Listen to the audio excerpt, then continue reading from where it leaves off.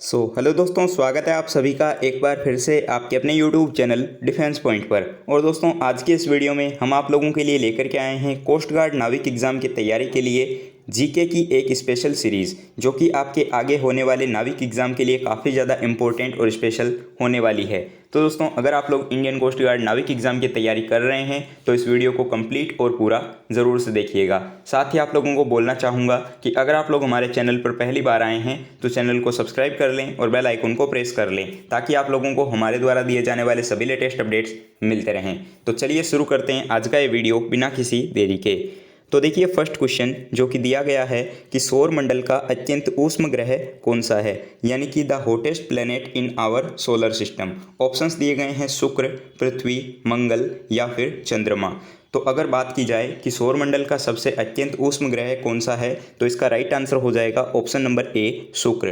क्योंकि शुक्र पर जो है अनेक प्रकार की जो है ज्वालामुखी गतिविधियां होती रहती है, तो इसके पीछे यही रीज़न है कि सौरमंडल का सबसे ऊष्म ग्रह जो है वो शुक्र है। और इसके अलावा शुक्र जो है वो सूर्य से दूरी के अनुसार दूसरा ग्रह है, तो इसका भी जो है इफेक्ट थोड़ा पड़ता है। तो इसके लिए राइट आंसर हो जाता है ऑप्शन नंबर ए। चलिए बढ़ते हैं नेक्स्ट क्वेश्चन की तरफ। तो देखिए, क्वेश्चन नंबर 2 जो कि आपको दिया गया है कि सौर मंडल का या फिर सौर तंत्र का जो है वो सबसे छोटा और सबसे बड़ा ग्रह कौन सा है। तो जैसा कि हम सभी जानते हैं कि हमारे सौर मंडल में जो है कुल 8 ग्रह हैं, जो कि कुछ इस प्रकार हैं, जिसमें कि बुध, शुक्र, पृथ्वी, मंगल, बृहस्पति, शनि, अरुण और वरुण हैं। ठीक है, जिसमें कि बुध जो है वो सूर्य के सबसे निकटतम ग्रह है और ये जो है सबसे छोटा ग्रह है। ठीक है, तो सबसे छोटा ग्रह हो जाएगा बुध, और सबसे बड़े ग्रह की अगर बात की जाए तो ये हो जाएगा आपका बृहस्पति। ठीक है, तो करेक्ट आंसर हो जाता है ऑप्शन नंबर डी।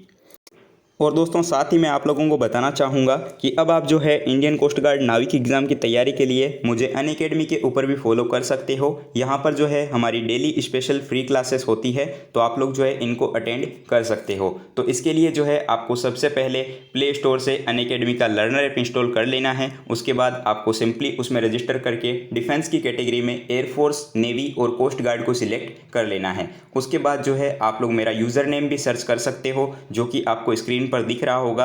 इसके अलावा आप लोगों को मेरी प्रोफाइल की लिंक इस वीडियो के नीचे डिस्क्रिप्शन बॉक्स में भी दी गई है, तो आप लोग वहां से भी मुझे फॉलो कर सकते हो। दोस्तों, यहां पे फॉलो ज़रूर से कर लीजिएगा, क्योंकि सबसे बड़ा बेनिफिट ये है कि यहां पर सबसे पहले तो लाइव क्लास होती है, और इसके अलावा यहां पर जो है हमारा डाउट सेशन भी होता है, और यहां पर जो है आपको काफ़ी कुछ देखने को मिल जाएगा। इसके अलावा मैं आप लोगों को और एक चीज़ बताना चाहूँगा कि एनडीए एग्ज़ाम की तैयारी के लिए अनअकैडमी ने जो है एक नया बैच शुरू किया है, जो कि आपका होने वाला है कमांडो 2.0। ये जो बैच है आपके एनडीए एग्ज़ाम की तैयारी को डेडिकेटेड बैच होने वाला है, जो कि आपका 24 नवंबर से शुरू होगा, और डिफेंस के इन टॉप एजुकेटर्स के द्वारा आपको यहाँ पे पढ़ाया जाएगा। तो अगर आप लोग इनरोल करना चाहते हो तो आप लोग जो है हमारा रेफरल कोड DPYT10 इसको यूज़ करना बिल्कुल भी ना भूलें, जिससे कि आप लोगों को इस कोर्स में 10% का डिस्काउंट देखने को मिल जाएगा। इनकी लिंक्स जो है वो आप लोगों को हमारे इसी वीडियो के नीचे डिस्क्रिप्शन बॉक्स में दी गई है। साथ ही आपको बता दूं कि एनडीए कैटेगरी में जल्दी ही प्राइस हाइक होने वाला है,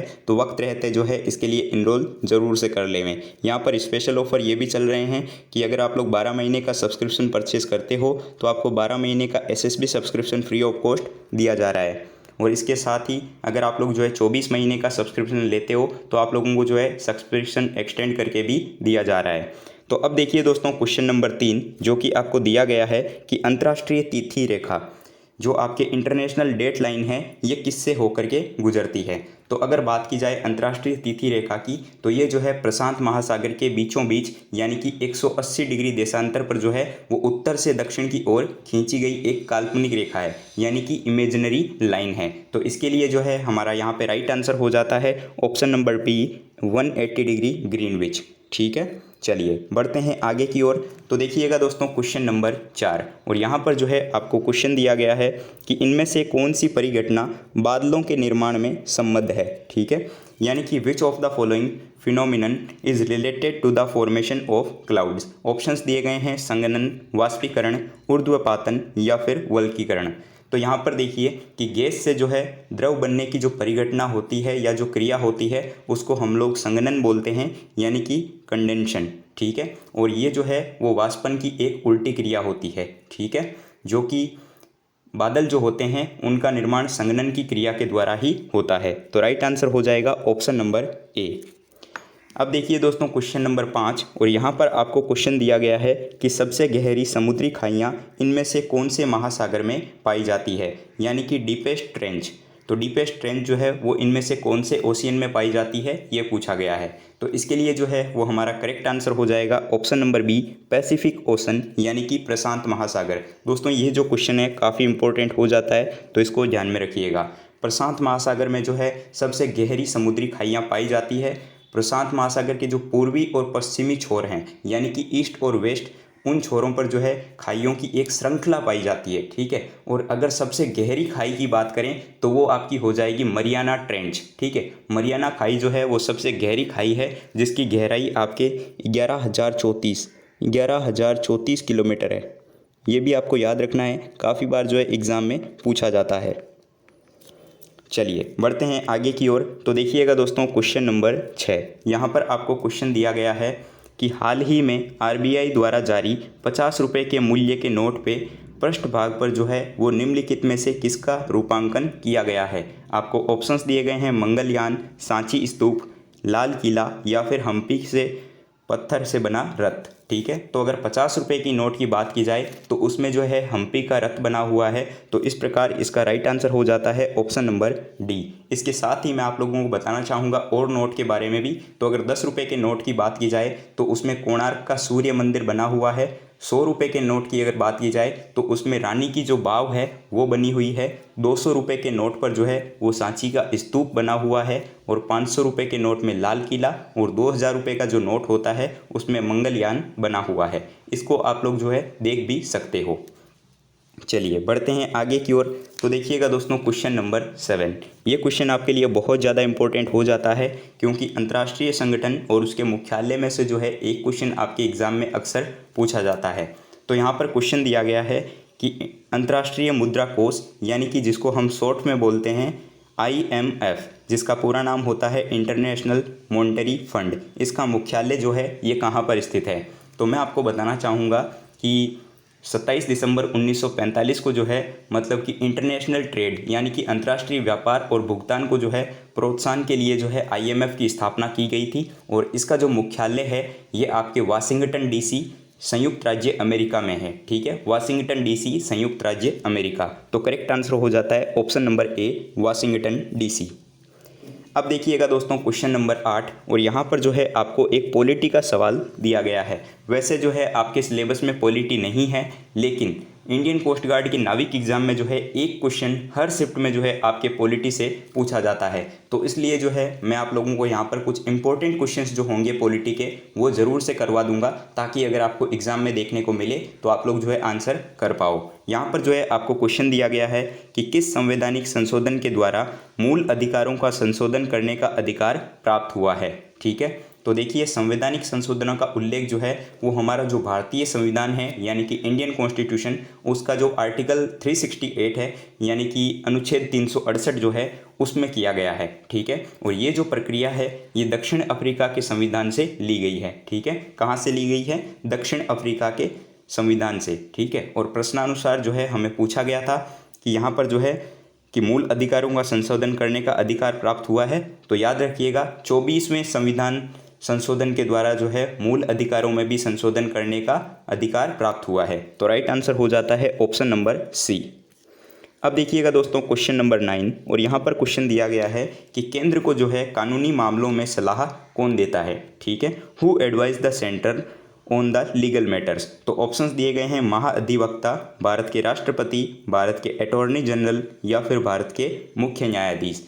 तो ये क्वेश्चन भी जो है काफ़ी इंपॉर्टेंट हो जाता है। तो याद रखिएगा कि हमारा जो इंडियन कॉन्स्टिट्यूशन है उसके अनुच्छेद 76 में, ठीक है, अनुच्छेद 76 में जो है महान्यायवादी का उल्लेख किया गया है। महान्यायवादी का जो है मेंशन किया गया है, जो कि केंद्र को कानूनी मामलों में सलाह देता है। ठीक है, तो इस प्रकार इसका राइट आंसर हो जाता है option number c, attorney general of India, यानी कि भारत का महान्यायवादी, जो कि रिलेटेड है अनुच्छेद 76 है। और याद रखिएगा ये जो है भारत का प्रथम विधि अधिकारी होता है।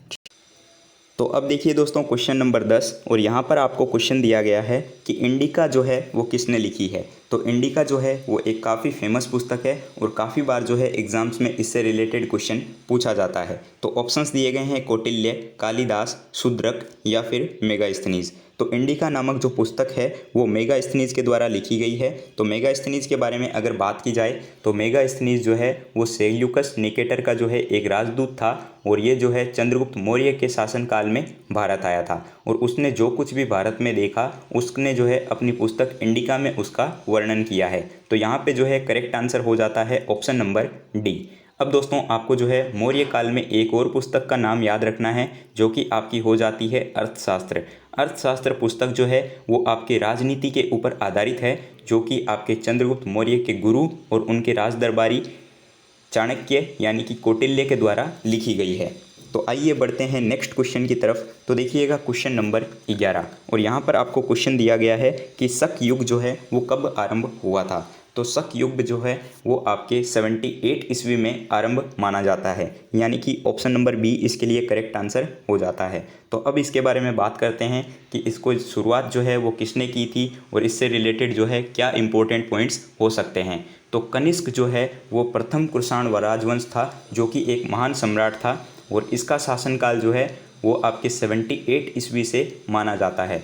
और इतिहास में जो है कनिष्क का नाम दो कारणों से प्रसिद्ध हुआ है। पहला ये कि उसने जो है एक संवंत चलाया था जिसको कि हम शक संवंत के द्वारा जानते हैं और ये संवंत जो है आज भी भारत सरकार के द्वारा प्रयोग में लिया जाता है। और दूसरा कारण ये था कि उसने जो है बौद्ध धर्म का संरक्षण किया था। तो ये पॉइंट्स आपको याद रखने हैं।